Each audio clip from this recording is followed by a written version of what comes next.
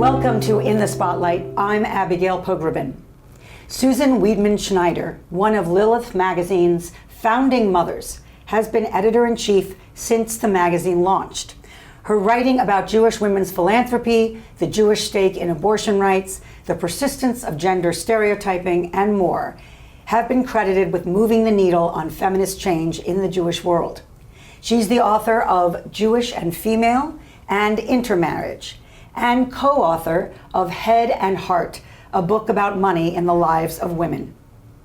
Yona Zeldis McDonough, aka Kitty Zeldis, that is her pen name, is the award-winning author of 9 novels and over 35 books for children. She is also the editor of 2 essay collections, and her short fiction, essays, and articles have appeared in numerous national and literary magazines, including this volume we're discussing today, Frankly Feminist. And finally, Charisse Wallace. Her debut novel, The Resurrection of Joan Ashby, was a 2019 International Dublin Literary Award nominee, a 2018 PEN Debut Fiction Prize semifinalist, among other honors, and was named a Top 10 Novel of the Year by Kirkus Reviews. Her second novel, The Family Tabor, was a New York Times Book Review Editor's Choice among its other accolades, and was optioned for television. She lives in New York City. Welcome to all of you. So this book, it's, do you call it an anthology, Susan? Can we call it? I don't know if that's a dirty word these days. Well, anthology sounds so highfalutin. Highfalutin. It's beautiful, it's deep, it's rich, and it's got how many authors in total? 44. 44 authors. So since you are, as was mentioned, the mother of all this, in the best sense, the founding mother, tell us a little bit about just the concept for this book. Why did you think we needed an anthology like this, particularly now? Well, it's so interesting to look back over now almost 47 years of Lilith's publishing history, Abby, and to see that we have published, unlike a whole lot of other magazines that focus on, among other things, political commentary, social change, that we've always published fiction. I think there hasn't been a single issue of the magazine since it launched that didn't have at least one short story. And to go back through these stories and to recognize that not only do they represent their moment in the zeitgeist, where we were, but also that even now looking at them, the stories themselves feel ripped right from the headlines today. There's a story in here about a woman who has a lot of children and plans to abort her pregnancy and is aided and abetted by her teenage daughter. A story about the really bad things that happen to women in particular in wartime.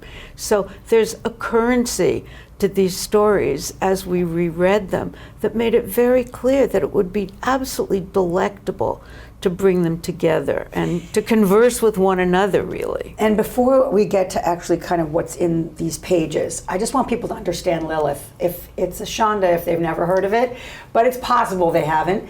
What is the mission of Lilith, and why was it groundbreaking when you founded it? Well, Lilith was founded by a group of women who'd had a lot of media experience and realized that in all the vast panoply of the Jewish press, there were absolutely no publications save for one academic journal edited by women. And the emerging feminist press, as you know very well, wasn't always hospitable to women of varying ethnicities or racial or religious backgrounds. And Judaism is a complicated setup, a community, a set of religious beliefs. And we were often told, the small group of us that created Lilith, that if Judaism has patriarchal qualities, walk away. Why bother attempting to make something different out of a patriarchal religious structure, which of course we thought was wrong-headed, since there's tremendous amount of elasticity in Jewish life and practice and thinking, and we were interested in foregrounding women's experiences. And what year was that, just so I know? 1976, we published the first issue. Great. So Yona, You were already involved in Lilith. I was. And you're the editor of these stories. Co-editor. Co-editor of these with stories. Susan. So just first, in your experience, looking at so much fiction over, what is it, 2 decades that you were? Over 20 years. Is there any kind of, I don't want to say generalization because it sounds reductive, but are there threads that you were hoping this book would kind of lift up or highlight? Well, there have been different threads throughout the years. Like in the beginning, we used to see a lot of mother worship, like the old country and those stories. And as we move through time, those people have died off, and now we have newer things. But I'd say there's a consistency to what's happening. The stories are both engaged with the outer world, but also primarily engaged with the inner world. Like, we are always looking for women as subjects, not as objects. I don't think we've ever, in my time, I think we published one excerpt that had a male point of view. We always want a woman's point of view, whatever it is, an old woman, a young woman, a woman from New York, a woman from Tel Aviv, a woman from Poland, but we want her perspective and her point of view in everything. You've divided this collection into categories. Can you give us some examples, and why did you approach it that way? Well, I really have to give credit to Susan on this. She was kind of the architect, but as soon as we started talking about it, I thought, absolutely, this is the way, not chronological.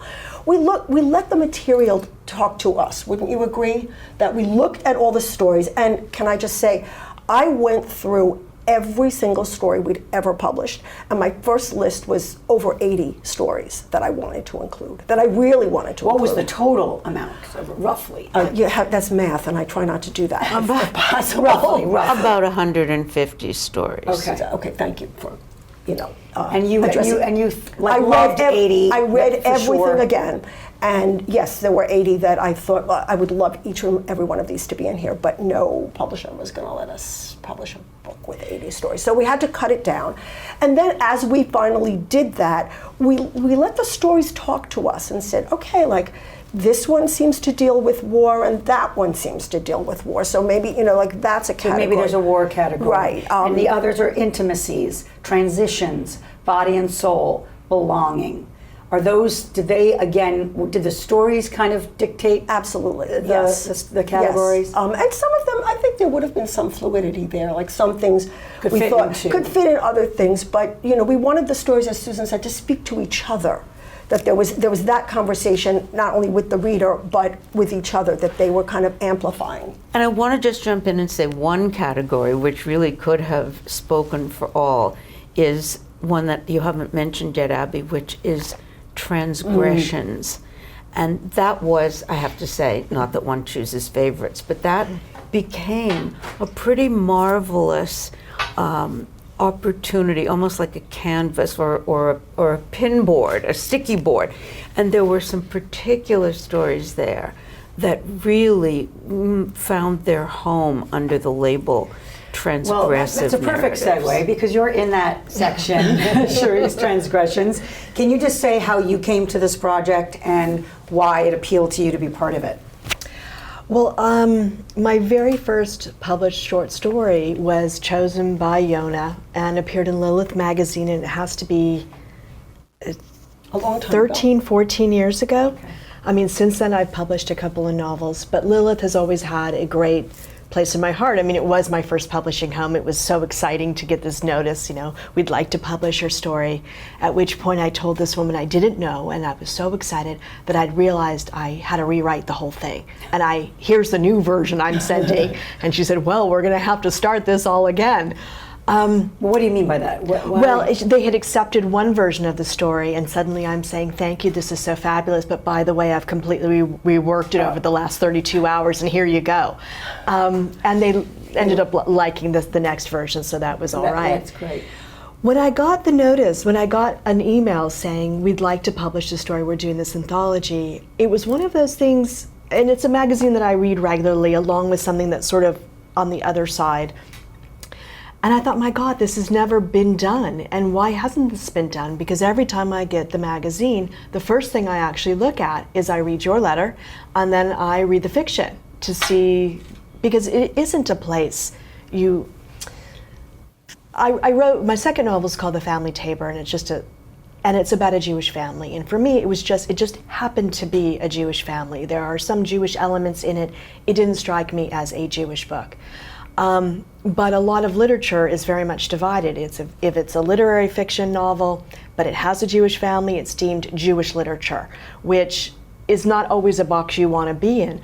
On the other hand, this provided the box itself. Somebody else wasn't declaring that this is Jewish literature, as Amazon does or whoever else.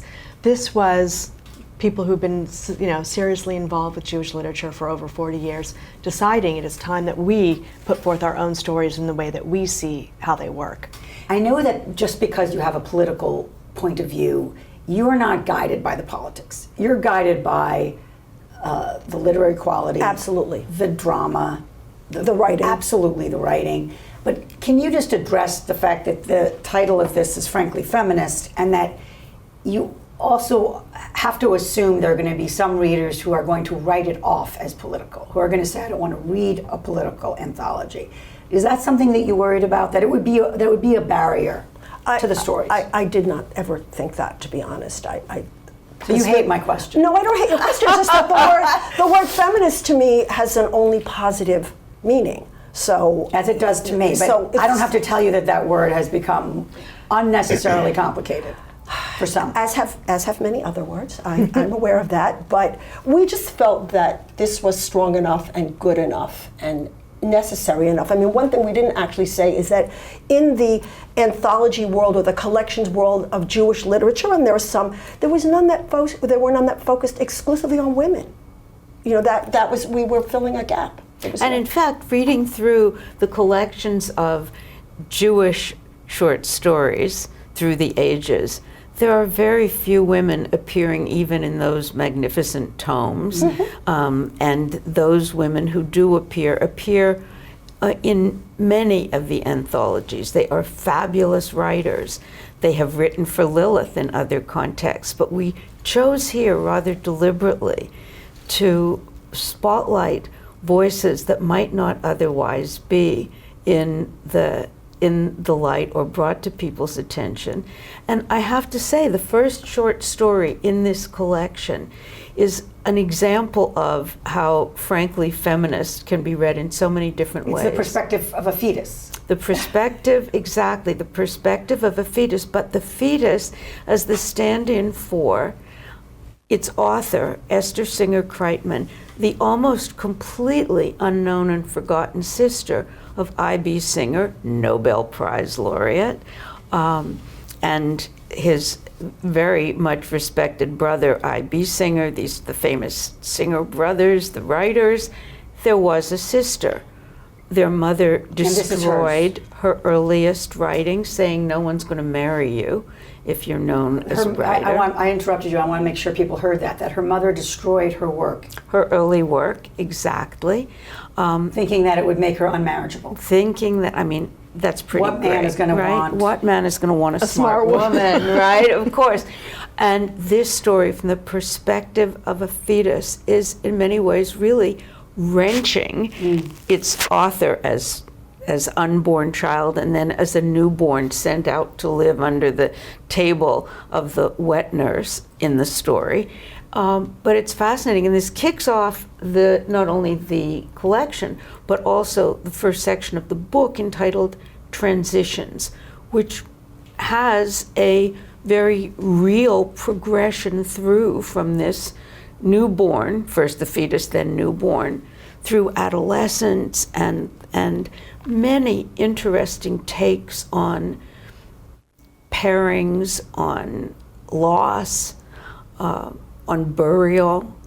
So I just want to read something you say in the introduction. Did you write the introductions? Because I should say that each section starts with a gray page. I love that it's sort of set apart visually, and you kind of set up what we're about to, the world we're going to be in. Not necessarily. No, and I worked on those together, but let me just read from Transgressions. Imagine what these women might actually have said and done between the setup and the traditional ending of the tale, giving women more opportunity and less passivity than their biblical originals. This was, again, playing on like Lot's wife, am I right? Rewriting. What I loved about that is is really highlighting what has been missing. You know, some of what we have never heard, the voices in the stories we've never heard. And that's often as feminist as it gets, is just who was silenced, whose stories essentially proverbially were ripped up, were never seen. So do you want to expand a little bit just on even that idea? I think you've just described the book in its essence. You know, those voices that we haven't heard, or the unexpected ones, or the surprising ones.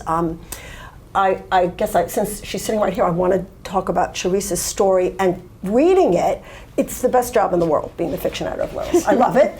And I get to read stories and think about them. And when I'm excited, I can share that excitement with someone else. And I read this story like late. And I wrote to you, and I wrote to, was it Naomi at that point, and maybe some other person? And I said, you have to read this right now. Like, we have to publish this. We were putting together the fall issue. And the story happened to have Rosh Hashanah, Yom Kippur, right? Yeah. Yes. And so in a very organic way. It wasn't something just sort of tacked on to, you know, get the Jewish label, but it was really part and parcel of the story. And I thought, like, this has to be the fall story. And it was. Absolutely. Well, I think also it's a story that deals with, shall I Yeah, go give ahead. it away? Please. Someone who very sadly takes her own life. But in a remarkable way, we see her role in her loving Jewish family, her role in her close Jewish community. Her sense of what she's going to leave behind. Mm-hmm. It's a beautiful story. Oh, thank you. I just want to quote from it. She wants to be cocooned at peace. She is on the last page of the last chapter of last year's book. This year, she does not want to be inscribed. This year, she will not be inscribed. This year, it will be done. It almost felt like liturgy to me. It was so kind of heartbreaking, but I love that you were connecting it, frankly, to this milestone, to a sense of atonement, to a sense of like who will live and who will die. That was exactly it. And it was very much a liturgy. It felt that way as I was writing it. And Lilith has a word count. And when I had stayed up all night realizing, all of a sudden you realize when you send something, oh my God, it should be this way. And I stayed up all night and then cut word by word to get back to the word count. And that itself is sort of like a strange prayer. Writing can be very prayerful, and I don't mean it to be mystical or anything like that, but you develop a rhythm, and then even whether you're building words, you're building a word, you're building a character, or you're starting to pull away and take it away, there is this rise and fall. And I am a kind of writer where it's down to the sentence, beyond the sentence level, down to the word level. It isn't just plot, it's the characters that drive it all. And it's funny, I shouldn't say this, and I don't mean it in any kind of vain way, but listening to you read it, I think, my God, that affects me, and I wrote that. Yeah. And you sort of know you're onto something when you can read your own work and be affected as if you're an objective. No, that's a great point. Why the title, Deep in the Valley? Why did you choose that? Because it was part of her journey. I mean, the journey takes her. She has been on many journeys that most of us hopefully don't go on, which is obviously Great Depression, clinical depression. And certainly I've seen, we bandy around that word so quickly. Oh, how are you feeling? I'm depressed. No, you're unhappy, you're upset, something didn't go your way. But having seen people who are truly clinically, chemically depressed, it's so completely different than what we understand. Mm-hmm. So it's that valley too. It's that valley too, that, whatever mountains she might climb, she's always going to slide back. And in my head, it was a deep valley that I know in, the deep valley of Los Angeles. I grew up in LA. I can see it. I could see the motel that she checks into. And for me, it's a secular story. It happened. She, this character, has chosen this time for a reason, but I don't come at it as a Jewish story. The Judaism is wound through it because she, it's always been amazing to me how in Judaism, right, we have Rosh Hashanah first, which is the new year. And after the new year begins, then we atone for the sins collectively of the past year. And I haven't done enough. I'm not well enough versed, but why is it that way? why don't we atone first and then start the new year fresh? And I'm sure there's many midrashas and readings and all this sort of stuff, and I could learn about it. But sometimes I don't like to know because it inhibits one's own imagination. And for her, this was, not only the life, but this year it's done, it's over. And what she really hopes is that her parents are going to be able to take the sustenance that you hopefully get in synagogue during these days of awe, and that they can move through and not sink themselves over these actions that she's taken. I mean, one of the things that has always been so intriguing to me is in Judaism, we atone directly, right? Unlike most other religions who have atonement, you don't have a third party, the third party can't forgive you. You must go to the person and atone. And this is her way, she's already probably done that every time she has terrified them with action she's taken. And here, It's finished. it's finished. Okay. They don't need to atone for her, and she doesn't want to atone for herself anymore. I want to talk about your story, which I also loved. And it also felt like it could have been written in another era. Mm-hmm. There's an economy to it. There's a kind of a landscape to it. I also love how lean the writing is. Is that, I know it's so hard to talk about kind of what are your tent poles when you think about approaching a story. But can you tell us a little bit about what happens in it without giving it away, and then just sort of how you approached this particular focus? Yes, it's about a Jewish woman in Detroit in the 1930s and early 40s, and her anti-Semitic landlady, and a kind of tension between them, because even though there are many things she doesn't like about this woman, there are also things she admires about her, including that she owns a house that this woman can only rent in. And the character was very much based on my grandmother, who was in my life until I was 45. Most people do not have their grandmothers until they're 45. And mine was kind of a little terror. And my mother would call her the tiny tyrant. That was our name for her. She was a difficult, perpetually enraged woman who'd had terrible things happen to her, both in Russia and in this country. And I kind of kept my distance from her. She lived in another state. I didn't have to have a lot to do with her, so I was totally unprepared for how grief-stricken I was when she died, and how remorseful I was that I had not been more patient, I had not been more understanding. I did know about her life. I was a grown-up. I could have, I wasn't a kid. I should have had more compassion in me, and I didn't. And now she was gone. I somehow felt like she'd never die, kind of, like she'd just always be there, annoying everybody. So I started writing things that either I had heard about her or a few that she had told me. And this was a story she had told me about something that happened to her when she was young and living in Detroit. Wow. And so it's based on something true. it is based on something true. And the other sad thing, or for me, ironic thing, is that when she would tell me stories, I didn't want to listen. I was like looking at my watch and thinking, like, where can I be now? And she also had this moment, this way of telling you very alarming things at times that were not opportune. Like when I was pregnant with my first child, she told me the stories of how she'd lost three of her children. Like probably not the best things to tell, right? A woman Kind of traumatizing. Yes, right. Like I probably didn't need to hear those things, so I would try not to listen. And then after she was gone, I, was like trying to piece these memories together and think, like, what did she say, and why didn't I ask more about that? So there was that too. And the title of the story, can you explain? Susan. I had like our title queen. Susan solved the title. Can you tell us the story of the title, Susan? The title is about an anti-Semitic, as you just heard from Yona, an anti-Semitic landlady, but it's also about the link that the protagonist, the woman renting, the stand-in for Yona's grandmother, feels for someone who has been accused of theft, a man who's been accused of stealing furs. And in Russian, the word, a slang, an unpleasant word for a Jew is Žid. And there is a kind of secret communication between the Jewish woman who has been called in to defend the thief and the thief himself. And they communicate that they are both members of this undesirable Or to tribe. accuse him. Or she's going to accuse him. Right. the story takes an interesting turn. And so it seemed absolutely perfect that the title of the story should be Gide. It's an amazing story. I want to talk about the war section for a minute and just quote the introduction. I don't know if you wrote it together, one is the author. If you're a Jew, there's always the war, no matter the century. In the 20th century and now the 21st, there are still plenty to choose from.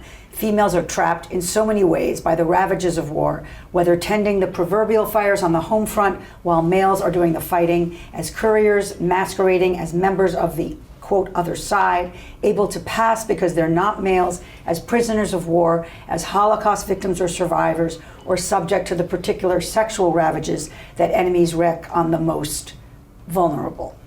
So that's a lot of territory there, and some I'm sure that's fairly disturbing. Whoever of the two of you want to sort of talk about how you thought about just people managing whether it's going to be the trauma or the difficulty of some of these areas. Again, the stories communicated with one another. I think that for me, the story that was the defining one for this category is by Rachel Hall, and it's called La Poussette, a story that Yona found and that we were both absolutely magnetized by. It's about a woman with a toddler who is hiding in Vichy-era France. And actually, again, an anti-Semitic landlady, as it happens. I hadn't thought until now that we have another representative of that That could type. have been its own section, right? Exactly. Anti-Semitic landladies. But what happens to her as she tries to find refuge and is thwarted? And it's a beautifully, beautifully written story, which later became the centerpiece of the book. It's delightful to see, as I was saying to Charisse, where Lilith's fiction writers have gone after they publish in the magazine, as with people who And publish. you mean gone in terms of career? In terms of their career. And we're so proud of them. They Yeah. send us news of it, and we're like quelling for them, and we publicize it. And I want to add to what you're saying about this story. She also gives us, which I didn't do, the point of view of this anti-Semitic. I don't think it's her landlady; it's her neighbor, but same idea, living close. But you get her point of view, and so you read the anti-Semitism differently because of that. There's something else that is compelling her to want to take revenge on this woman with a child because she doesn't have one. And she wants one so desperately. Since you started as an editor there, there's obviously been a conversation around gender that is very Yes. different. How did you approach those questions, which are particularly sensitive now, I think, when it's new to many people in the Jewish community? I can say, and I think you would agree, we want to hear more about this. We have published a fair amount, and you would be better to chart this, of material in the nonfiction about transitioning and feeling, body dysmorphia and all those kinds of things that are related to this. We just haven't gotten the fiction. You're talking about submissions. Yes. So you are telling the viewers, if you are a writer. Right. And I have actually, I get all the submissions to my personal email, and I read them quickly because I don't want them falling down. And you read them all? I read them all. And sometimes people have castigated me for responding too quickly. Like it's insulting. Like you must not have read this very carefully. And I have. I assure all of you out there, I have. I read each one with like a great excitement. Wonderful. But sometimes I know quickly that it's not for us. And sometimes it's not even about the quality. It might be the subject. Some people don't read the description of the magazine very well. They send me stories that have no Jewish content or no feminist content. And I'm not running those stories. We're just not doing that. So I think we are starting to get, I would say this is changing just in the last year or so, we are starting to get more stories that are grappling with these issues, and we will be publishing them. And I think you make an interesting point, Yona, which is that in Lilith's nonfiction pages, of which there are many more than the fiction pages, we have for many decades written, not only written about, but heard from in the first person, trans Jews, bisexual, certainly gay and lesbian Jews always have, since Lilith's first issue published, have written for Lilith, been published in Lilith, but fiction has taken longer to catch up in some ways. And I think we make it very clear that we're open and delighted to have varied submissions. Right. But I will say I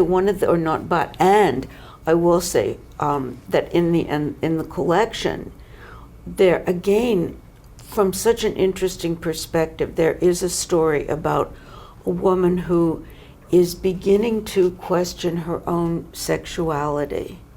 She's a woman married to a man. She goes into an antique bookstore looking for an old copy or any copy of Havelock Ellis's early writings about how can you tell if you are a lesbian, how can you tell if, it was all under the rubric then of homosexuality, and what her feelings are about how she has lived her life. So when I say ripped from the headlines, the stories aren't only what is going on in this contemporary moment, but kind of plumbing the depths of what people's feelings have been. Right. So it's not necessarily like here is an issue and a take on the issue. Right. You're getting into the emotional Well put. threads. Sharice, in terms of just writing for Lilith, and again, I'm obviously a fan, but I think that there's a reality, whether we bemoan it or not, that seeing something that says, frankly, feminist, means that they're not just making a decision as to whether to read your story because it's a great story. It's because it's part of a point of view or a mission that this book represents. As a writer, did that give you pause at all? Oh, sure. I think you'd be hard-pressed to read any fiction and I could be wrong, but hard-pressed to read any story that the New Yorker publishes in which there's a Jewish family. That might be overbroad, but I can tell the last several years of reading this, never.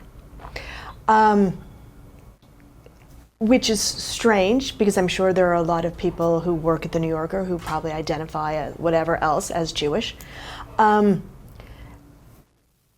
My reaction when The Family Tabor came out and it was identified as a Jewish American literature, my reaction to that was incredibly negative.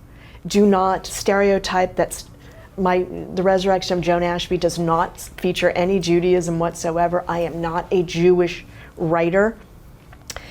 I had to grow into the feeling like that's okay. And I still don't know that I'm okay with it, because with all the literature written about Catholic families, you don't have the same, this is Catholic family literature. It seems somehow simply acceptable, or it doesn't have to be defined as such. I am definitely not a joiner, so I don't, and I don't know how many writers are. I mean, we tend to go our own way, and so being part of something always takes me a little getting used to. I'm very social, and it's not anything like that. I'm not an introvert. You have friends. We know you have friends. I have friends, right? But it's not. It's like, okay, how do I align with this? I just want to interject. I was lucky enough to interview Nora Ephron years ago before she sadly passed. And she said, I'm so weary of being called a Jewish female director. Yeah. I'm a director. Right. And that's, I think, what we're getting at. I think it's also amazing to be a Jewish director, and it's amazing to be a female director, a woman director, however, whatever language people are comfortable with. But her reaction was initially what you were describing. You're being put in a box, and somehow it's made to matter less, or it's a. But if you mean the work is made to matter less? Yes, somehow all the various ways to describe it's diminishing in some way. It's diminishing as opposed to simply a director, a writer, whatever. Which of course then gets into who can write what story, right? And this is something that I have grappled with for a really long time, as have most writers, I'm sure, in some way or another. And particularly now we're seeing that. Yes. There's a sense of And if in it's fact, not your experience, you should let others. Exactly, which there are certain areas I would never ever touch as a writer, but there are other areas, I think, if you interrogate yourself, why are you using these characters? Why are you drawn to these characters? Do you actually understand the history? What are your own personal biases? Are you aware of them? There's a lot that you can do before you say no. Otherwise, I mean, I'm not interested in writing novels about or stories about somebody who's just like me. I mean, I know my story. I don't need to read it. Just like I'm the kind of writer, I don't outline what I'm writing. I work from the characters. If once I outline it, I have no reason to ever write the story because I already know it.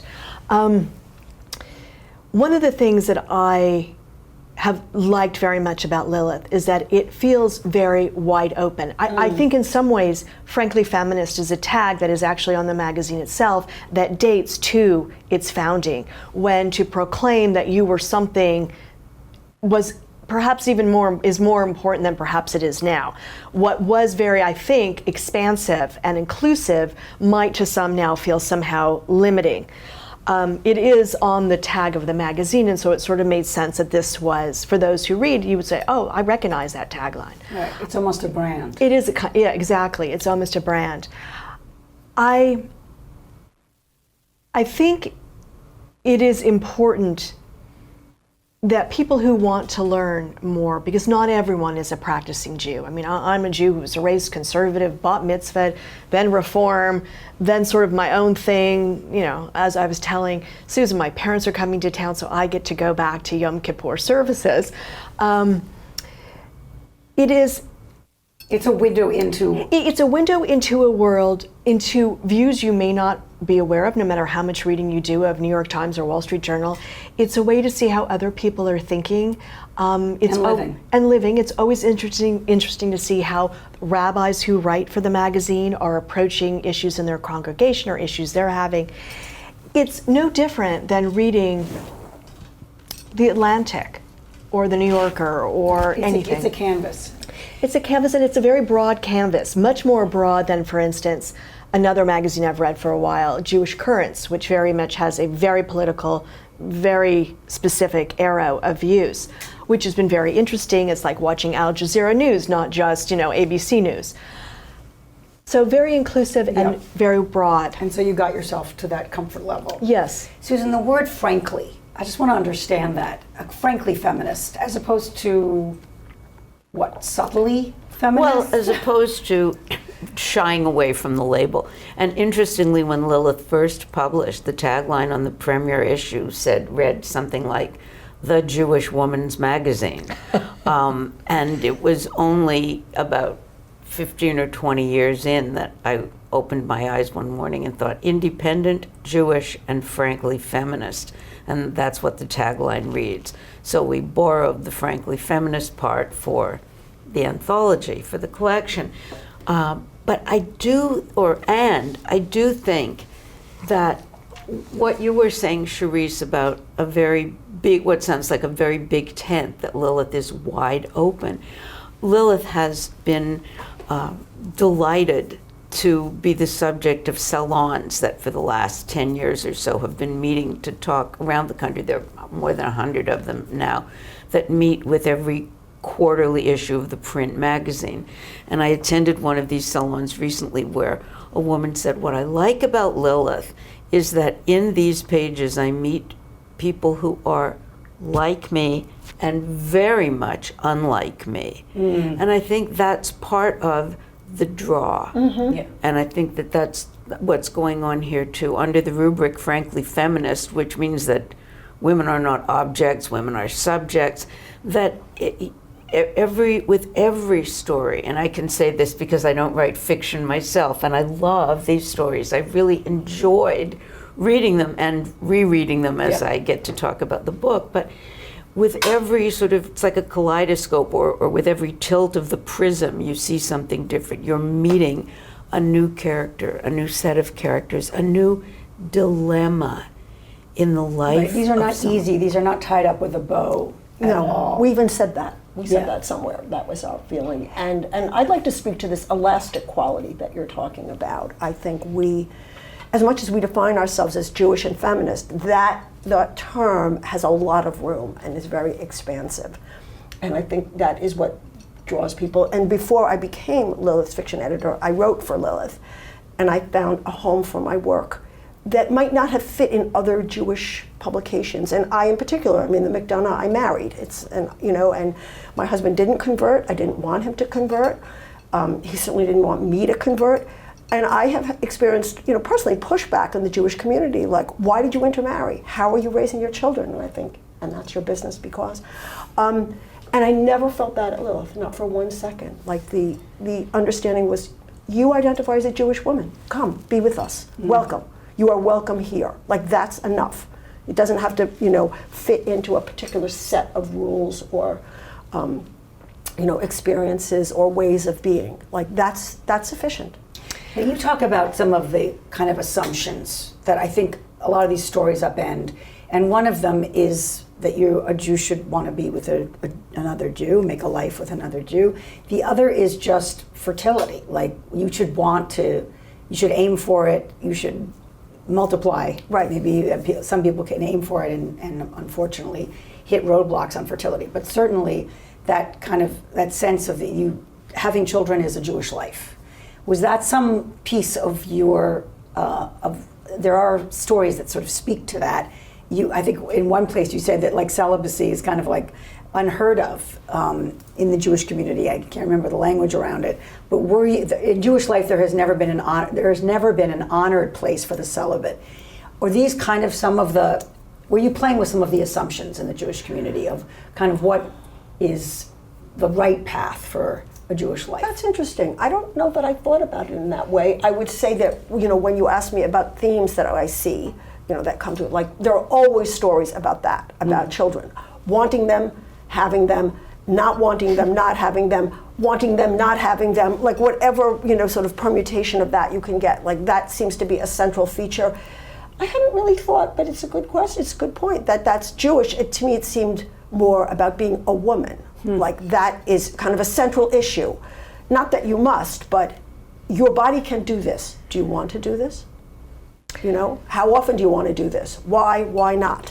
What are all your feelings around that? But that is something we have, at least at this moment. Yeah. I just wanted to jump in. As you were talking, all of these little things were connecting up that I hadn't really realized. When Yona and I, via email, were working on the final edit of the story that I had already revised, Deep in the Valley, I was working on it in a little tiny town of less than 3,000 people in Washington State. And I, having grown up in Los Angeles, and I've lived in New York City for a long time, have never felt other. Certainly, anybody knows what bagels and cream cheese are in New York or Los Angeles. I mean, I've never been an other in that way. And here I am with the story that we published in the fall issue of Lilith, a Jewish a Jewish independent woman magazine, frankly feminist. And I'm writing this story during the course of the high holidays in this little tiny town, and that was the moment. That was the moment that realizing that all I was seeing were churches, and that I was the only Jew many of these people had ever met. This wasn't, the turn of the century. This was in the 2000s, and in the past 2010. And I remember beginning to somehow find a way into conversations with these people to assert that I was Jewish. Nobody was asking me. Nobody cared. Sort of volunteer it, because there was nothing. And like, wow, you're the first Jew I've ever met. And being blown away by that. And so feeling, in terms of that political aspect you were talking about, much more comfortable, like, if I don't assert that I'm Jewish, why do we expect anyone else to? There's only about 10 million in the entire world. Right. We have to make some kind of statement, at least among ourselves. So, Yona, I want to talk about how you say no to writers, because there is it's very sad. Right, I hate to do but it. there is something also kind of, at least we kind of assume that women want to support women, and especially writers want to support other writers, and particularly when we talk about stories that haven't been heard, it's hard to silence further, and sometimes you're the one who has to deliver that bad news. But I also love that there is a very consistent high quality to all of these, and I'm saying this as someone who is not a fiction editor, but just as a reader. So how do you do that? How do you do that gently? Well, I've thought about this a lot, and we have talked about it. I know that there are some publications that their rejection letters are really offensive. Like, I saw one in which there were like a series of boxes, we're not accepting your story because, and one of the choices on this letter was because it sucked. Oh my God. Yeah, like, I think, why would you write that to somebody? You're already saying no. Like, you have to make them feel like a worm also. And as I've said to Susan, even the worst story still represents a noble effort. Of all the things you could have done with your time, you know, played video games, gambled, robbed a bank, I don't know, slept all afternoon, you tried to write a story. Yeah. And even if it isn't a very good story, this is a worthwhile endeavor. So I have like a little thing, you know, little form letter that I've developed, and I say, you know, I'm sorry we didn't find a place for it, but I appreciate having had the chance to consider it, and I wish you the best of luck in placing it elsewhere. Which I mean with all my heart. Sometimes something that's not right for me will be right for somebody else. You know, there might be the issues of content or length. We are very strict about those 3,000 words, and you know, we sometimes get stories that are twice that. And like, we're just not going to run them. We're just not, that doesn't fit in with our, you know, setup. We can't do that.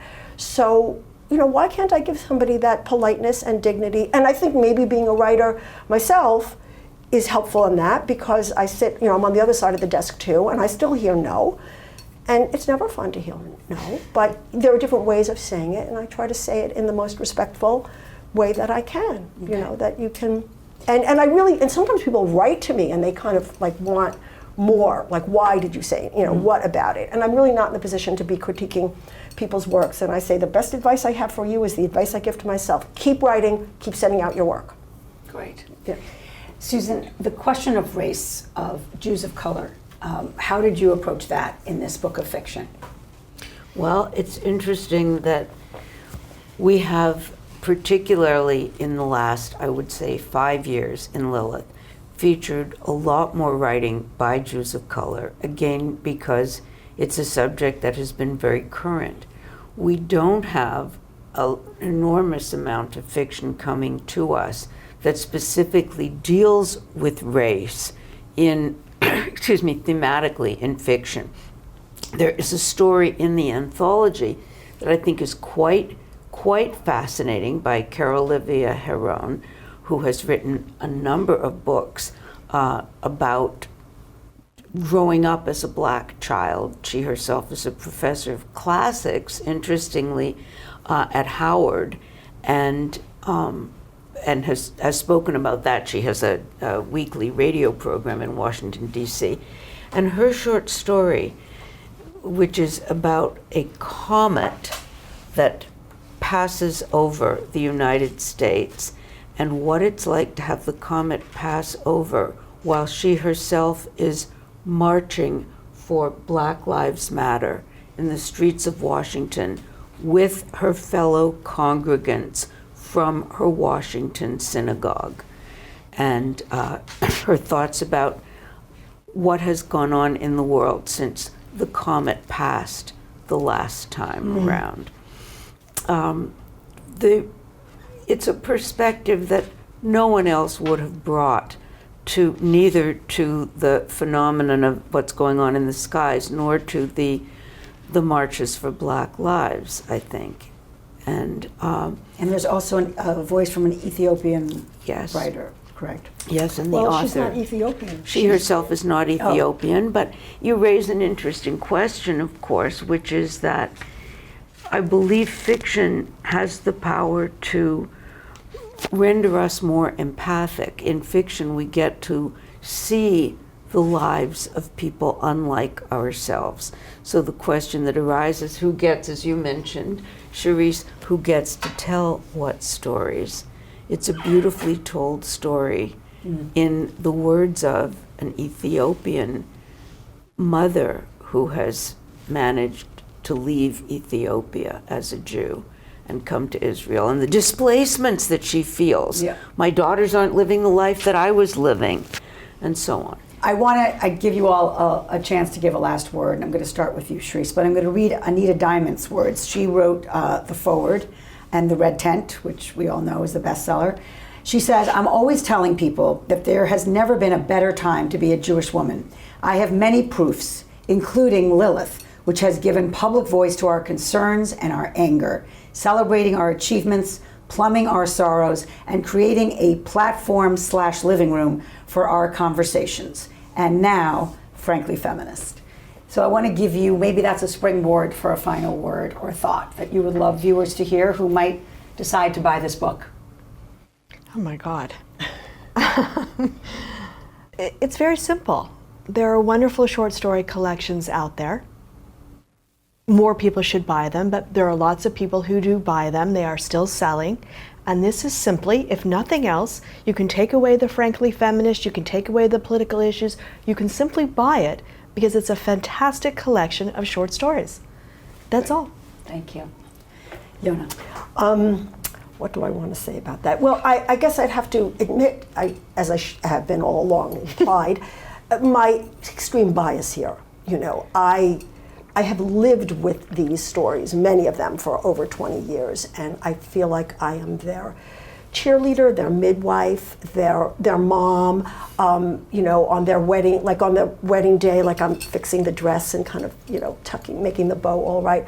I just love them. And it's a privilege to be working with authors on their work and making it to be the very best thing the story can be. I think that's the best role as an editor I can see. It's like, it's not how I would do it.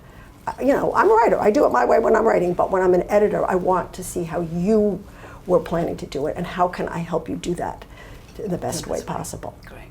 And Susan, the final word. I think, aside from echoing Cherise, buy this book, and Abby as well, the book really, for me, indicates what it feels like to belong and not to belong.